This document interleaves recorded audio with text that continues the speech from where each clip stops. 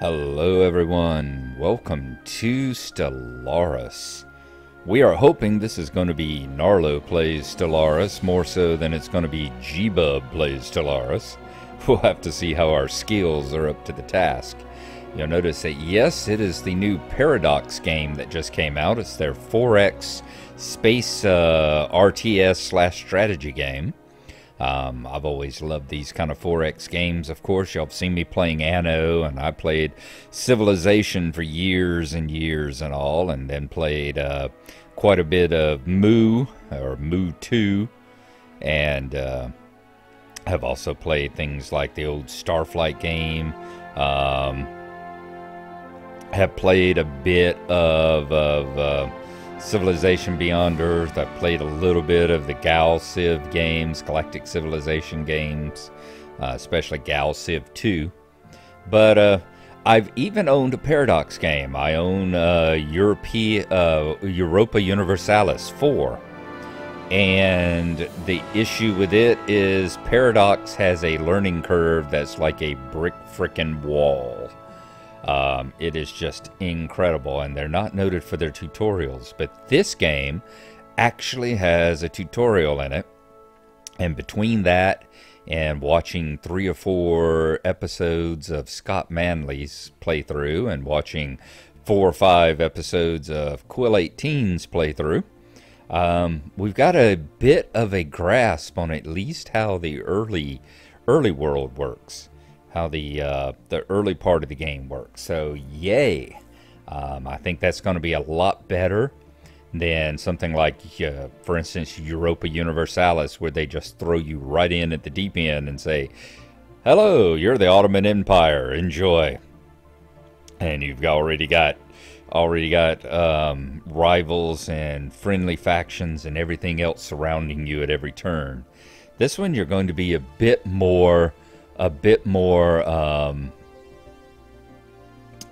treading water for a little bit right at the beginning, and we're looking forward to that. Alright, I'm going to go in and check my settings, make sure everything's looking okay, and I will be back in just a moment and we will start the new game here. Alright, we've got the settings where we wanted them. We turned the music down a little bit. I may have to turn it down a little bit more or just kind of get rid of it in the post-editing. We'll see. I do like the music. The music is really, really nice in this game. It is all music created for the game, so hopefully if you got just a quiet amount playing in the background, you're not going to get dinged with a copyright infringement or anything like that. We will see how it goes. Alright, let's hit new game. We have got it set to full tutorial. So we'll have a pop-up that comes up here that talks to us and gives us little hints as we go along, and gives us little reminders of what to do. So you see, these are the races, the cultures that you start out with, the pre-generated ones. It has a full culture and race and civilization editor, so that you can roll up anything. And in most games, these will all be somewhat randomized as well. Or the races you run into will be randomized, and every set will be different. So you've got like the mammalian kind of ferret people down here. You can have fungoid races. You can have your mollusk or squid people. You've got your anthropod, your bug-based life forms, your bird people, your reptile and frog people. Then you get the mammalians, and there are 2 different groups of humans that you actually get to pick from here at the beginning. Like I said, if you're going with the pre-gen races, you've got the United Nations of Earth, which have set out to colonize the surrounding worlds and everything, and you've got a splinter group of men. As you see, this is an indirect democracy. This one says is a military dictatorship. All these things have backgrounds on them. As you see, the UN-sponsored Ulysses Initiative oversaw the construction of 6 great arc ships in the end of the 21st century. They had unstable but powerful wormhole generators and were sent toward distant stars. carrying 250,000 colonists each. None were ever heard from again, and that scared us so much that we dropped wormhole research, the subspace wormhole travel, and we never picked it up again. Yet one of these arcs actually made it to the ship, actually made it to a planet. They named it Unity, and they became a group of fanatical, militaristic xenophobes. Basically, they figured they were the only survivors. They had lost contact with Earth, so they became fanatically militant. They became xenophobes, scared of all the alien species that they might run into. And they set out, as they say, to realize humanity's manifest destiny, dominion over the galaxy at any cost. Now, they're still humans, so they're quick learners, and they got the nomadic. But yeah, there you go. And because it ended up with the wormhole travel, like I said, because we dropped the wormhole travel, Earth quit researching that and went into warp travel. There are 3 different kinds of travel in this game. You got warp travel, which is basically, think of your Star Trek, your Star Wars, where you've got the ships that travel at warp speed and stuff and go from planet to planet. It allows for very free travel because you can go to any planet. Your jump range is based on your ship. You know, if your ship's here, it's got a range around it that it can travel. And it goes way over here, it's got a range around it it can travel. But it's slower than the other forms of travel. We also use nuclear missiles. It says space-to-space missiles equipped with high-yield nuclear warheads. Although based on old pre-space technology, these crude fire-and-forget weapons can be surprisingly effective at range. So mostly we want to fight at range. You see warp travel. The warp drive generates a subspace bubble around a ship, making faster than light speeds attainable. This allows for free but relatively slow travel between stars, given the great distances involved. And our mammalian ships. This is the mammalian. There's I think 6 different types, I believe there are, that you can choose from. Basic designs here. Earth is our home planet. Says, let's see, the United Nations of Earth. The myriad human nations that constitute their interstellar government are disparate, yet united in purpose. These bipedal mammalians have developed a society that encourages and even thrives on individual freedoms and cultural differences. As a result, humans tend to integrate well with alien populations. Yeah, bring on the green-skinned Orion babes. Despite this, they have strong martial traditions produced by millennia of intermittent warfare on their homeworld, and their sometimes aggressive and unpredictable nature should not be underestimated. So as you see here with xenophiles, we just love the idea of other races out there. It says, there exists in all of us a deep-seated fascination for the unknown, an adventurous spirit that rejects the familiar and glories in the unfamiliar, whatever or whomever it may be. So as you see, xenophobia, our population modifier, if we run into xenophobes, we have a -10 relationship penalty for being around xenophobes. We like people who like aliens. We are fanatic individualists. You see energy credits, we get plus 20% energy wherever we go from the fanatic individualist, but we get minus 100% slavery tolerance. We will not put up with slaver races. And the ethics divergence is plus 10%. You have ethics that your empire runs under. Ethical choices that you get to pick or that come into play because of various edicts you do. And because of that, over time, as populations grow and all, their ethics can diverge from yours.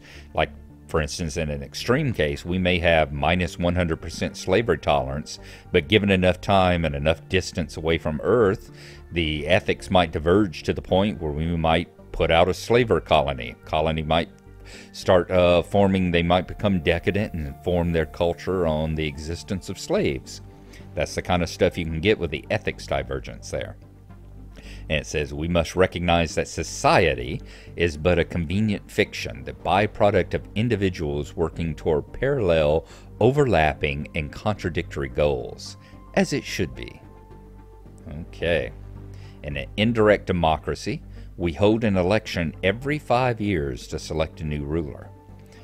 We get a +1 to our leader skill levels, so even if they were a lowly 1-star, the leaders and all can have 4 levels of experience. So even if they were lowly level 1, they would automatically get a +1 to their level, and their recruitment costs are -10%, so they're cheaper to recruit than normal.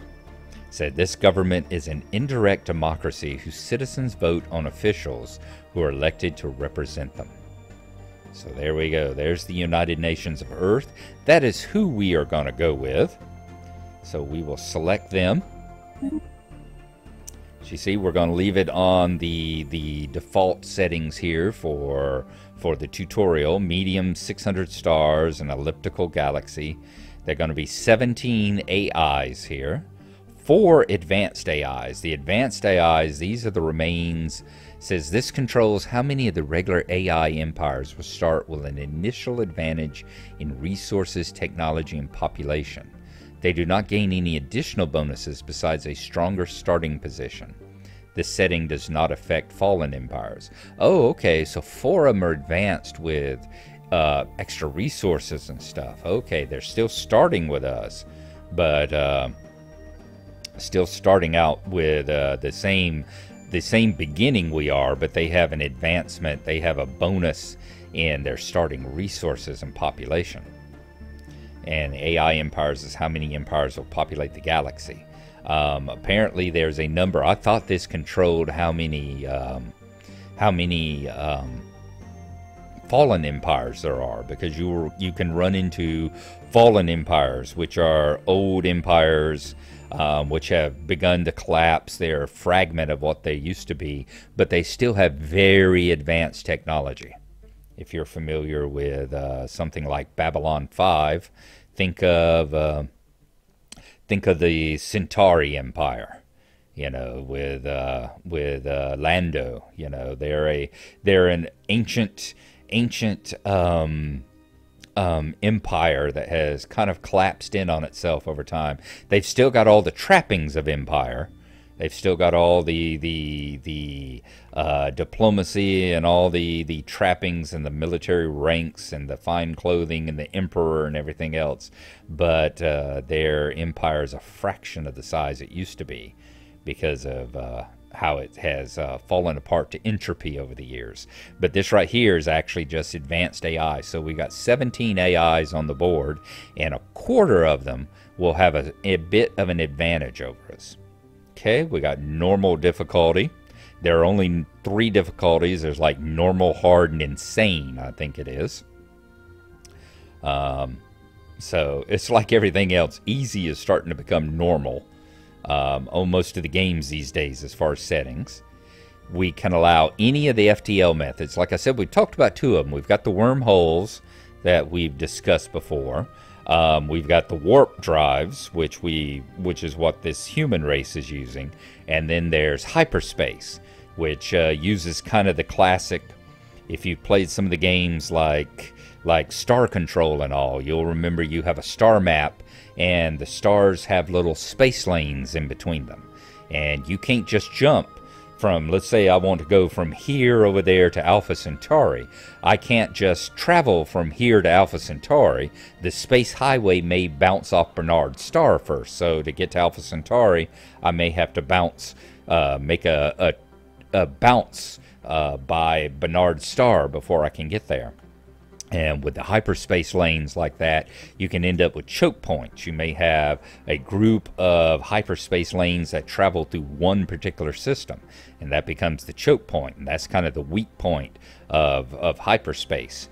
It is a lot faster than warp drives, but you're bound. You can only travel through the space lanes. Just like with warp, you can only travel within a certain distance of the warp gates. You have to build more warp gates in order to travel further out. I'm sorry, wormholes. You have to build more wormhole generators to travel further out. With warp is good because you can go to any star. If you can see it, you can travel there, as long as it's within your warp range. The difference being that it is slower. And of course, Iron Man mode, no, we are not going to play Iron Man mode. Well, actually, it doesn't really matter because we're not going to go back. Console cheats are disabled. I never use console cheats. Game is automatically saved regularly to a single file. Yeah, let's do that. We'll put it in Iron Man mode because I'm not going to go back, and I don't use my save game rifle usually in any of these games. So let's go ahead and let's start it up and play it.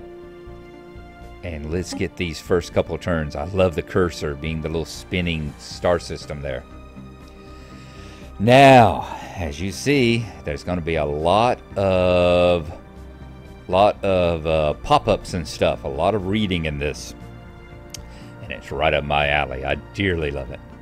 The United Nations of Earth. We've already covered everything about it. It says, much has happened since modern humans first emerged in Africa some 200,000 years ago.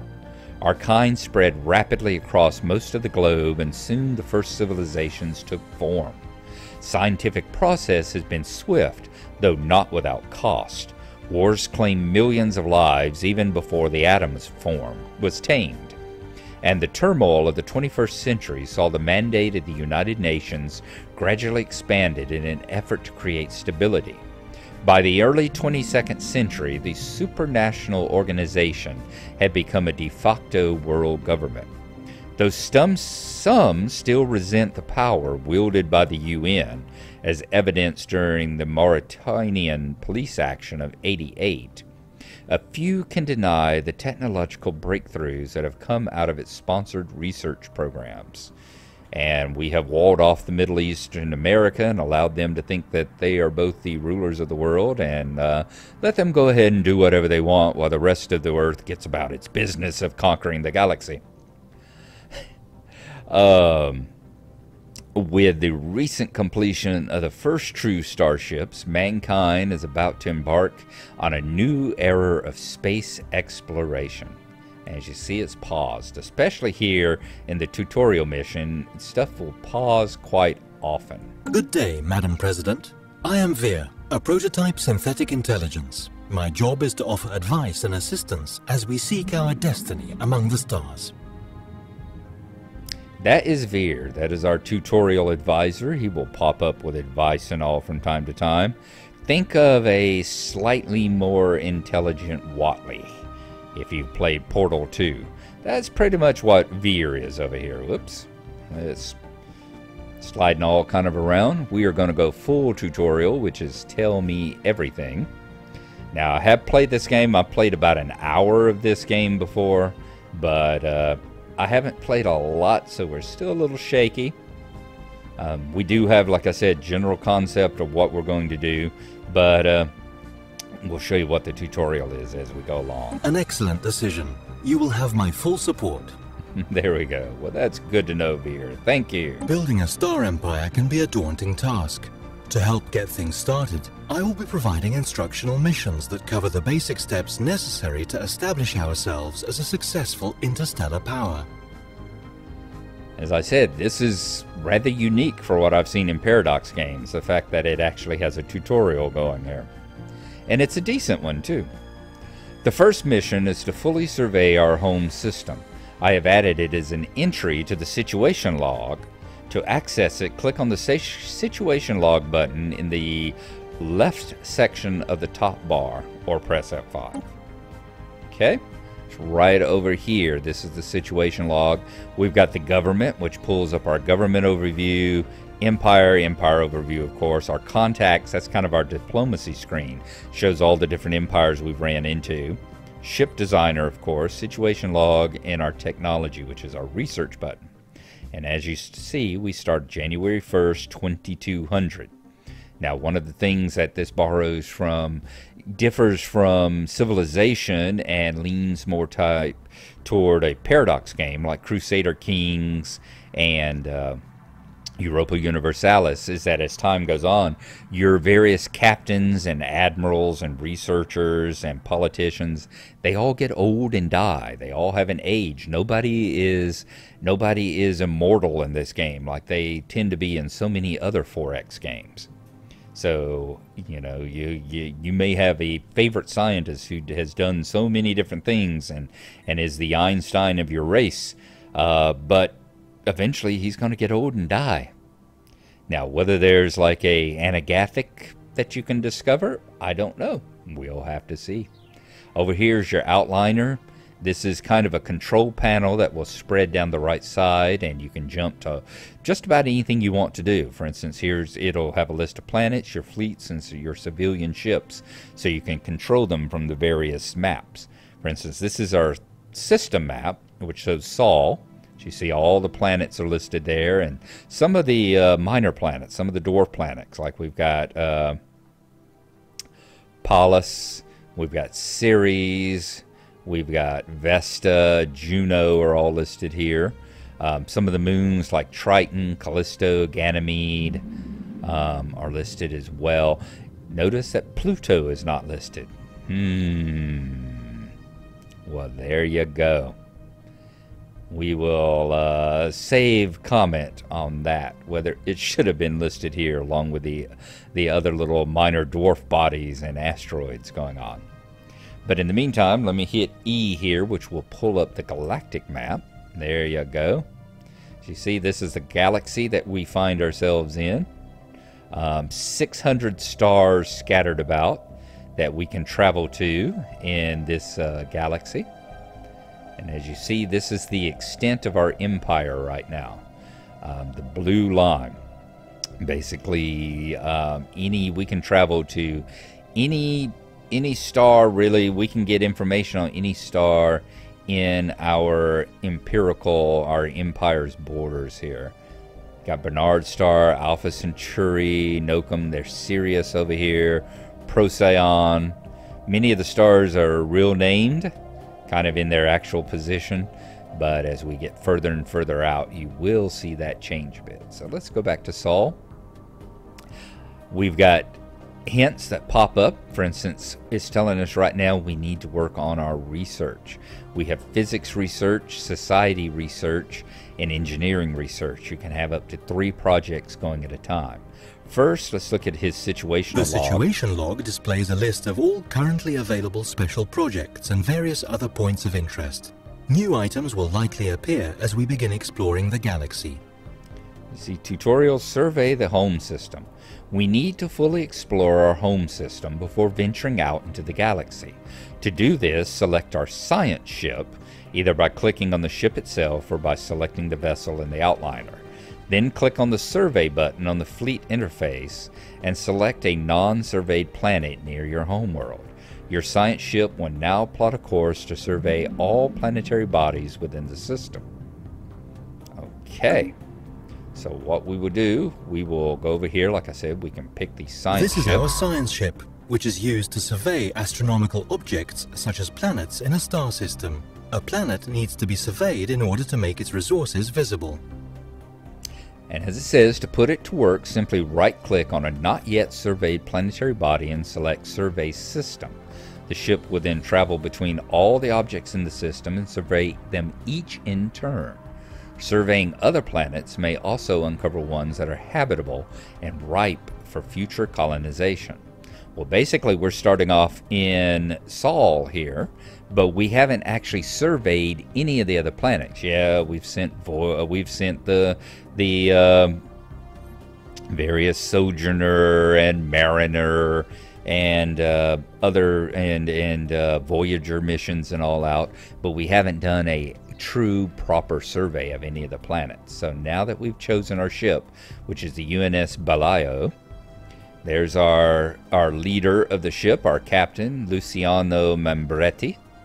He has got a skill of 2, so as I said, he probably started off with a 1, but our fanatical individualist allowed us to bump it up an extra skill level.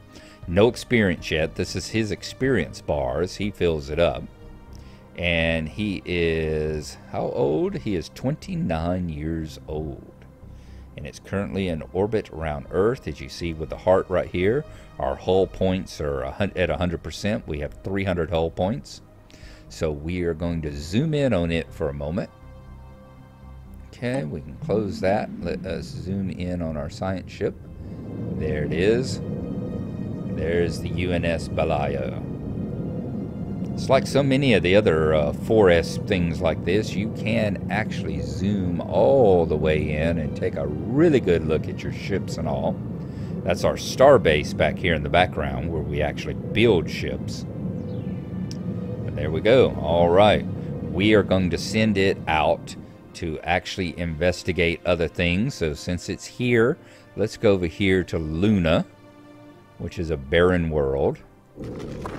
As you see habitability, it tells you question marks because it's not been surveyed yet. So we are going to right click on Luna. Oops. Let's choose our science ship.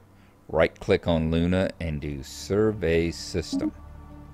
As you see, our science ship has now plotted a course through all the various objects. It hits the moons and everything through all the various objects of our solar system here, and we'll examine each of them in turn. So now we can leave the science ship alone to do its business, and let's go up here and let's work on research.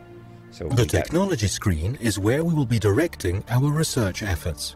Technologies are categorized into 3 different fields, with each field typically having 3 available research options. We can research technologies without assigning a scientist to a relevant field, but this would take significantly longer and is generally not recommended. Now, what's also not recommended? Man buns. Get rid of the damn man buns. I refuse to believe that 200 years in the future, they're still wearing man buns. I'm sure they look back on it and look back on this exactly the same way they look upon the big shoulder pads in the 1980s and go, ugh. Okay, let's select some research. We're going to go with the physics research first. As you see, Anya Murthy here, she has a specialty in voidcraft. Anything she uses that is part of voidcraft, she gets a plus 10%. Okay. She is 32 years old and is a skill 2 human. So none of these are voidcraft. One's industry, one's computing, and one's particles. Industry is the solar panel network, which will give us a module, I guess, for our space station, which would be 3 energy credits. Energy is good. Energy is the money that you use. You've got resources. You've got energy, you've got minerals, and you've got influence. And all 3 of these are highly important as time goes by. So this would be good to get some more energy. We've got quantum physics, which unlocks the physics lab. That allows us to build, I think, physics labs on the planets, I believe, planet surface. And that will give us 2 science, 1... It will give us, what's this, 2 physics, 1 society, there we go, and engineering. So physics lab, if we build one of those, 2 science, 1 society, and 1 engineering. And then we have fusion power. Oh yes, fusion power is good.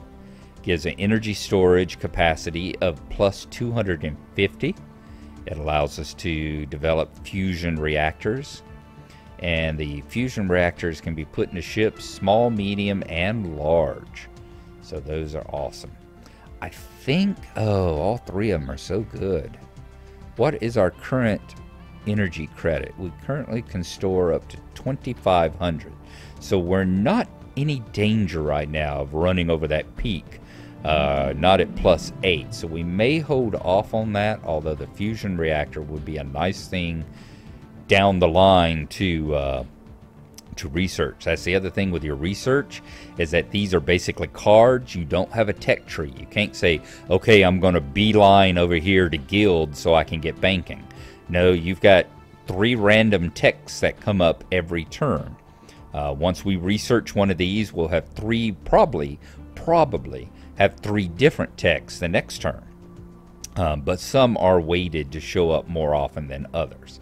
For instance, I would imagine fusion power would show up more often, would be weighted to show up more often on the list. Okay, what are we going to go with? I think we are going to go with... I'm going to go with the solar panel network. Let's get some energy out there. Okay. Then we need to go to society research. And our guy here, the society researcher, he has specialization in statecraft. And none of those over there at the moment are statecraft. He would get a plus 10%. And Atharv here is a second level 30-year-old human. Oh, this is always a good one. Okay, we got Army Upkeep, which would be minus 10 to any armies. The Biolab, which would give us 1 Physics, 2 Society, and 1 Engineering. Or the Colony Ship. This is always a good one. It allows us to build the colony ship, which we will eventually want to send out colonies eventually. The single-use vessels. And allows for the Capacity Overlord Edict. Edicts are your governmental mandates. Almost of them last 10 years. And this would give us plus 15% energy credits. But it would also, we would have to spend influence. And it would increase the power plants running at increased capacity. So we are definitely going to research colony ships. Now this will get, as we run into events, basically universe and system events, you're going to see this get delayed a lot, because most of the events, whenever you research them, like if we run into an alien, it'll say research this alien if you want to, and it will say okay, we'll research it, and they're almost always society research, and this will be put on hold and while we research the alien, for instance. Okay, as you see here, we have 47 months remaining on the solar panels, or the orbital energy conversion rather. We've got 70 months until we can finish researching the colony ships. Now Aline Tyler, she is also a void craft specialist, and she is 32 years old. What kind of research can she do? You could click either one of these, and once we fill it up, it should erase the little reminder for us up there. Okay, we got materials, rocketry, and industry. So we have nanocomposite materials. Reinforced nanocomposite hull plating can provide an extra layer of protection. That could be the difference between life or death. So this will unlock nanocomposite armor for our ships. That's nice. Then we have fusion missiles. Updated space-to-space missiles, which have powerful fusion warheads. That would be nice. As you see, all these are small, medium, and large. But down here, as you see, the technology, 480 points, 360. This one's much quicker, 240, and it has the engineering facility. If you remember, you saw a biolab facility, and you saw like a power plant facility. Each one of these, each one has a starting thing. This one has the engineering, and it will do 1 physics, 1 society, and 2 engineering. Whereas this one did 1 physics, 2 society, and 1 engineering. And that one, of course, did 2 physics, 1 society, and 1 engineering. So I think we'll go with the engineering facility. You see the reminder disappeared. There you are. Okay. And when we finish up, we are going to, when we come back, that's going to be about 30 minutes there. When we come back, we will unpause it and let time start going in our solar system here. So we will see you then.